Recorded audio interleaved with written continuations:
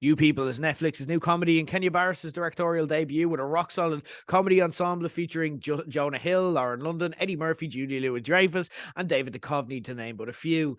It's an unofficial comedy remake of the 1967 movie Guess Who's Coming to Dinner, about a white podcaster. Obviously, that part wasn't in 1967. Ezra, who's played by Hill, meeting Lauren London's Amira, a black entrepreneur. They fall in love, but things get a bit sticky once they try to integrate their vastly different Jewish and black families into the equation. It comes at a really interesting time for comedy when we're not seeing these kind of middle of the road comedies being made much anymore. When in the noughties, they seem to pop up every single week when you think of the likes of 40-Year-Old Virgin, Step Brothers, Anchorman, Zoolander, Knocked Up, and so on and so forth. Last year alone, we only really had the aforementioned Banshees of Inisherin, Red Rocket, The Unbearable Weight of Massive Talent, and they were the only real kind of comedies that cracked above the parapet. And even then, they're not traditional comedy movies as we'd previously known them. Part of that is financial due to the death of physical media, where these movies would make a tepid amount at the box office. They probably make their money back, but then go on to have a long, profitable shelf life afterwards as they found an audience on the DVD market for years to come.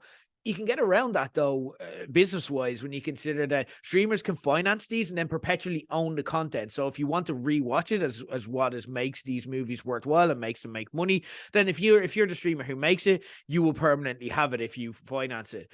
The other contributing factor, though, which has stunted the industry, was vocalized by the Hangover creator Todd Phillips a few years back while he was promoting Joker, where he blamed woke culture for destroying the industry, as according to him, the likes of Me Too and Black Lives Matter left comics afraid of what they can and can't say and being cancelled. That's arguable, I'd say, and I think there's a big debate to be had over whether that's actually true. Maybe you could argue that it's an adjustment phase that's necessary, but you can certainly see how at least comedians and directors and writers might feel this way and where they're coming from when people you'd have once considered untouchable in the comedy world, the likes of Dave Chappelle, Louis C.K. and Ricky Gervais, have all faced reckonings of different variations over recent years.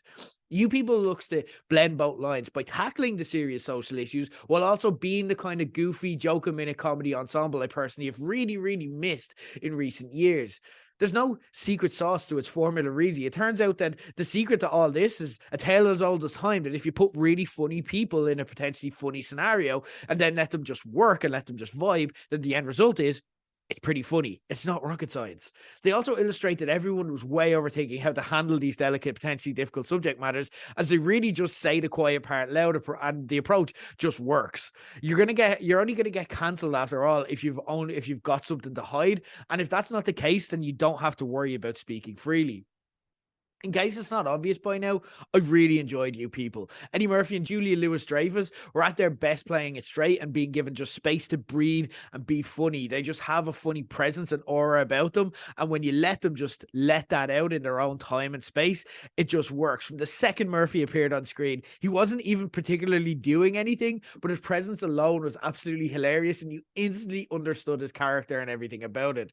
Dreyfus as well is perfect at being all of our embarrassing mothers too. I'm still laughing about the line where she said something like, I talk about police brutality all the time. I talk to Marilyn. I talk to Suzanne. I talk to Cindy. It's a real hot topic. She is brilliant.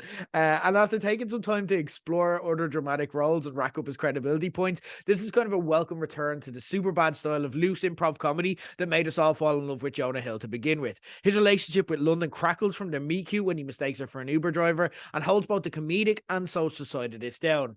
This movie had me giddy laughing almost every minute from the get-go. I loved it, and I really hope this does well so Netflix and other streamers see the value in a goofball comedy resurgence that I think we all want, and I think a lot of us have missed.